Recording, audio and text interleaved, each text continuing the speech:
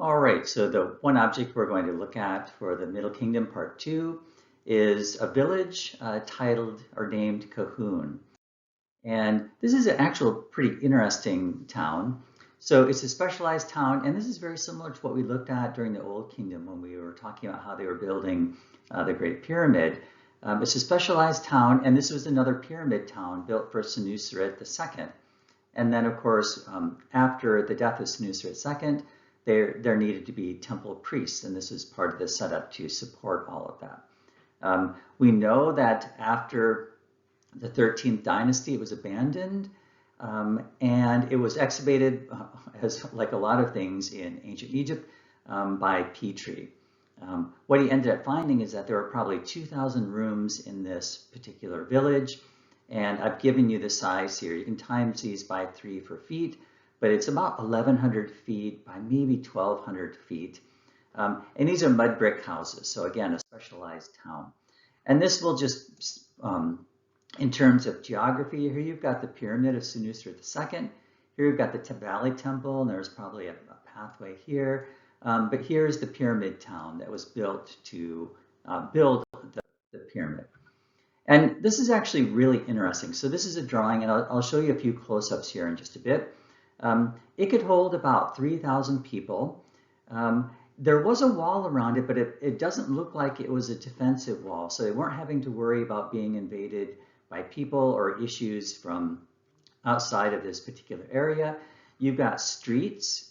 I don't know if you can see, you probably can't see these in this, but these are streets here, and you've got a channel for draining water away, and so on. So pretty amazing town. Now this is a close-up. So what you're looking at here is there's a series of large houses.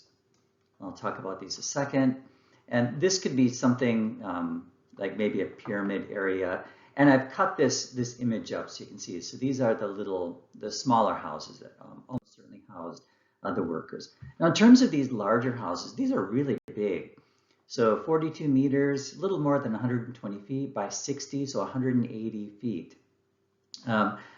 Here are the doorways into here. You've got reception halls, you've got courtyards in the back, granaries to hold quite a bit of food, and we'll talk about volumes here in just a bit. Then you've got these stone tanks, which might have held water, cellars built under the floor, and we also find, and we looked at this during the first intermediate period in the end of the Old Kingdom, where you've got these model houses. And so you can think about these as we go through this. And I mentioned you've got one area right here, which is a bit on the higher level for the town. And Acropolis really means high city. That's really a high place. And it could have been a temple. We're not exactly sure. So here's a model of a building. So what you're looking at here is this is the down view as you look down. And then what they've done is they've recreated the front here. So here's your front door.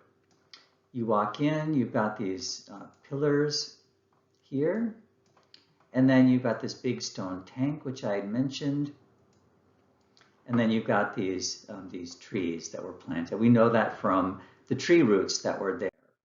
Now here's a very interesting set of data on how much grain can be stored in these houses. So you've got the north house. You've got the capacity of the granary in cubic meters, and then someone's calculated like how many people this can actually feed, and then you can see the other bit here in terms of rations.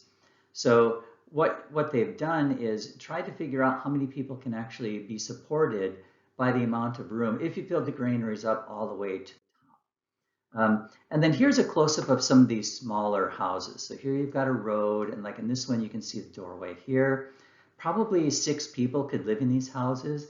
They also had small granaries, so probably what's happening here is that they're working on the pyramid, and they're being paid with grain, and then they're storing the grain. A lot of these houses did not have a second floor, but they had steps going up, so we know that they had second floors. These were decorated houses. And what's really interesting is that when they started digging under the floor, and what Petrie ended up doing is taking a long stick and pushing it in the floor looking for chambers or maybe buried boxes, he found burials of babies under the floors. And this typically isn't an Egyptian thing, but that's what these people did at Kahun. Now, we've got lots of papyri from this, so we know what was happening in this particular town. I'm not going to read all of this, but they've got mayors and they've got priests, servants, soldiers. And then what's really interesting is that we've got various titles for people too. So you've got field laborers, brewers who are making the beer, cooks who are making all the food. Women, you've got clothing makers, hairdressers, gardeners. So it can tell you a little bit about the social makeup when you look at the papyri. And then here's an agricultural tool. It's almost like a hoe where this would dig into the ground.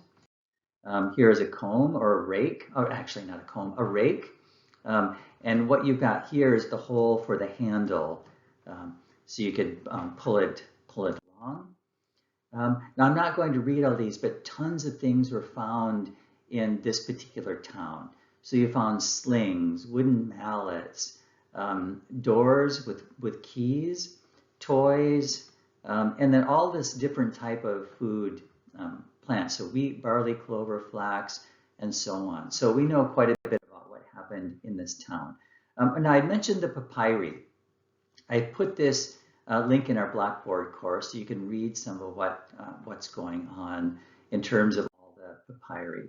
Now, when you look through these, now the link doesn't have all of them, but you find personal letters, wills, so legal documents, some really interesting medical texts, gynecological texts, so texts that relate to women's health, a census for the town, administrative texts. So again, we know a huge amount of what was going on in this particular town. When you look at what is doing, like who is doing what, you can tell from some of these, like what the men are doing. The men are doing fishing.